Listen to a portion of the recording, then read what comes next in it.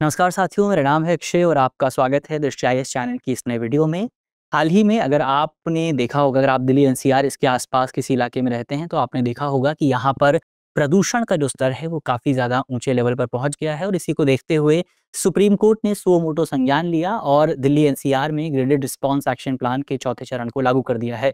तो अब यहाँ पर ऐसे में हम देखेंगे कि बेसिकली इसका मतलब क्या होता है, ग्रेडेड रिस्पॉन्स एक्शन प्लान क्या है और ये क्यों इम्पोर्टेंट है। तो चलिए इसी नोट के साथ वीडियो की शुरुआत करते हैं और सबसे पहले एक बार ही देख लिया जाए कि ये टॉपिक क्यों इंपॉर्टेंट है। तो यूपीएससी आईज एग्जाम के लिए इंपॉर्टेंट है।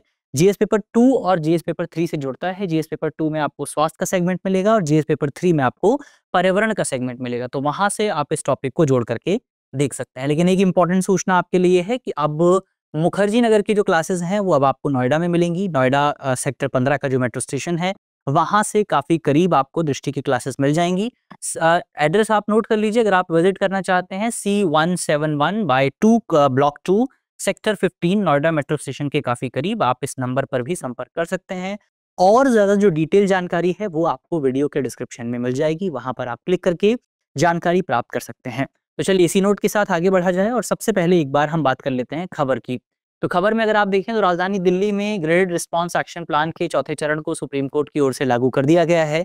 अगर आप इस मैप पर देखें तो यहाँ पर आपको पता लगेगा कि 2 दिन का मैप यहाँ पर दिया हुआ है और आप देख सकते हैं कि जो प्रदूषण का लेवल है, जो एक्यूआई है, वो कल 2 बजे के करीब जो है वो आपका 900 से ऊपर पहुंच गया था, 975 के आसपास पहुंच गया था।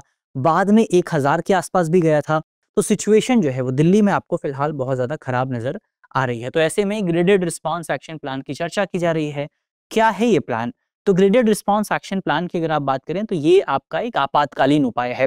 आपातकालीन उपाय यानी कि तब लागू किया जाता है जब कोई इमरजेंसी सिचुएशन आती है।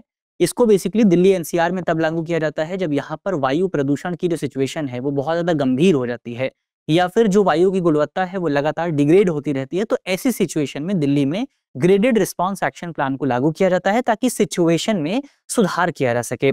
इस रिस्पॉन्स प्लान के तहत आपको बहुत सारे मेजर्स देखने को मिलते हैं, उपाय देखने को मिलते हैं जो कि सरकार लागू करती है ताकि सिचुएशन में सुधार किया जा सके और वायु गुणवत्ता को बेहतर किया जा सके।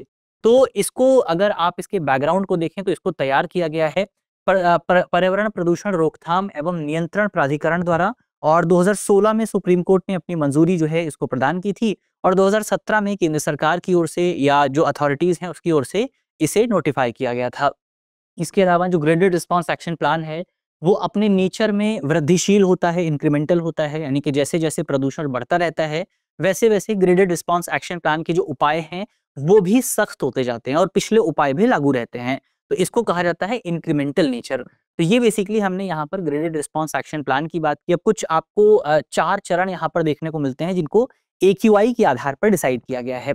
तो अगर आपका एक्यूआई जो है वो 201 से लेकर के 300 के बीच में मौजूद है तो इस पर आपको स्टेज 1 देखने को मिलता है। 301 से लेकर के अगर 400 के बीच में है तो स्टेज 2 हो जाता है। 401 से लेकर के 450 के बीच में है तो स्टेज 3 हो जाता है और अगर 450 से ऊपर चला जाता है तो स्टेज 4 जो है वो यहाँ पर लागू कर दिया जाता है। तो अब दिल्ली में जो आपका एक्यूआई है वो 450 से ऊपर तकरीबन आपका 1000 के आसपास पहुंच गया है। इसी वजह से वहां पर आपको चौथा चरण देखने को मिल रहा है।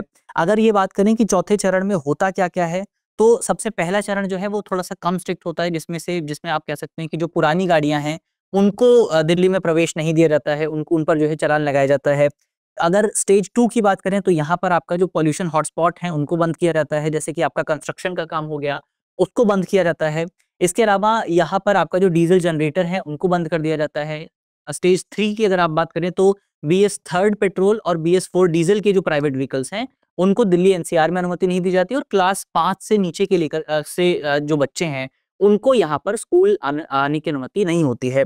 अगर स्टेज 4 की आप बात करें तो स्टेज 4 में बेसिकली आपका जो लाइट कमर्शियल व्हीकल्स हैं जो दिल्ली के आउटसाइड किसी एरिया में रजिस्टर हैं उनको दिल्ली में प्रवेश की अनुमति बेसिकली यहाँ पर नहीं दी जाती है except those which are electric vehicles या तो बेसिकली यहाँ पर वो BS6 व्हीकल्स हो। तो पुराने व्हीकल्स को और इसके अलावा जो आपके बड़े व्हीकल्स होते हैं, जो हैवी वेट व्हीकल्स होते हैं जैसे कि ट्रक हो गया, उनको भी दिल्ली में प्रवेश नहीं दिया जाता। इसके अलावा जो आपके एजुकेशनल इंस्टीट्यूशंस हैं वो भी बंद कर दिए जाते हैं। जो आपकी प्राइवेट कंपनियां हैं उन पर ये रिस्ट्रिक्शन होता है कि वो अपने 50% से ज्यादा कर्मचारियों को ऑफिस जो है वो एक समय पर नहीं बुला सकती हैं। तो ये कुछ उपाय जो हैं वो आपके दिल्ली में लागू किए जाते हैं।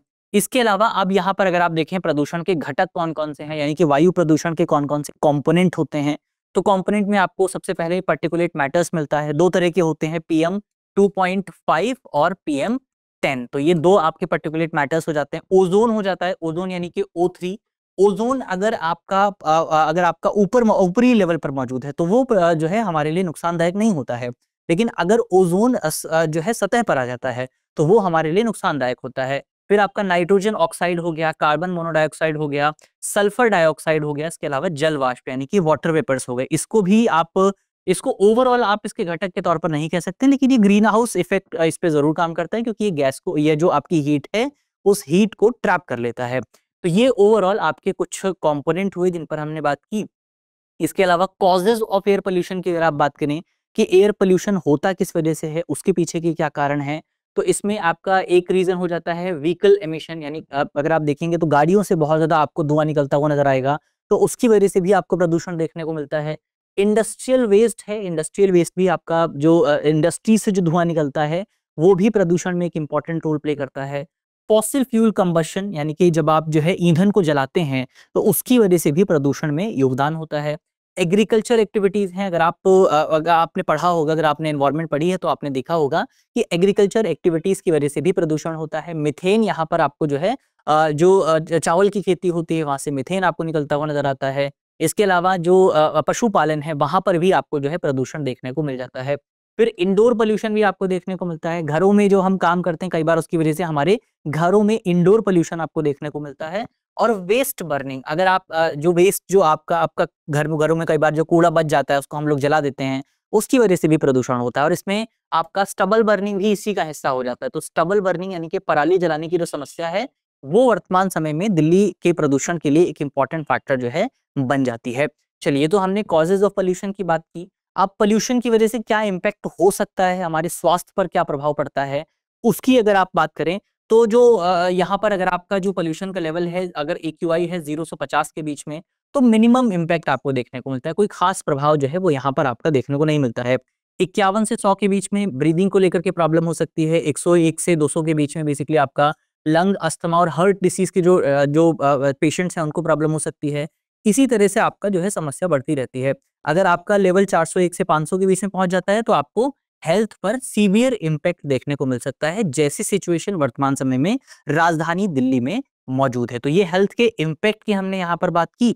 अब अंत में आपके लिए एक सवाल मौजूद है, जिस सवाल का जवाब आपको कमेंट बॉक्स में देना है। सवाल आपसे पूछा गया है कि निम्नलिखित में से कौन-सा वायु प्रदूषण का एक स्रोत नहीं है, सोर्स नहीं है। हमारे ऑप्शन है, ऑप्शन ए वाहन उत्सर्जन, ऑप्शन बी कूड़ा-कचरा जलाना, या फिर ऑप्शन डी पेड़-पौधों का प्रकाश संश्लेषण, और ऑप्शन डी जीवाश्म ईंधन का दहन। तो इसका सही जवाब क्या होगा, वो आपको जल्दी से कमेंट बॉक्स में बताना है। मुझे उम्मीद है कि इस वीडियो में हमने जितनी भी इंपॉर्टेंट पॉइंट्स पर बात की है, वो पॉइंट्स आपको समझ में आए होंगे। अगर आपको वीडियो अच्छी लगी है, तो वीडियो को लाइक कीजिएगा, शेयर कीजिएगा अपने दोस्तों के साथ, अपने परिवारजनों के साथ, और मिलते हैं आपसे अगली वीडियो में। तब तक के लिए अपना ख्याल रखिए, ध्यान रखिए, पढ़ते रहिए। धन्यवाद। डियर व्यूअर्स, अपने एग्जाम की तैयारी को और बेहतर करने के लिए हमारे चैनल को लाइक, शेयर और सब्सक्राइब करना न भूलें।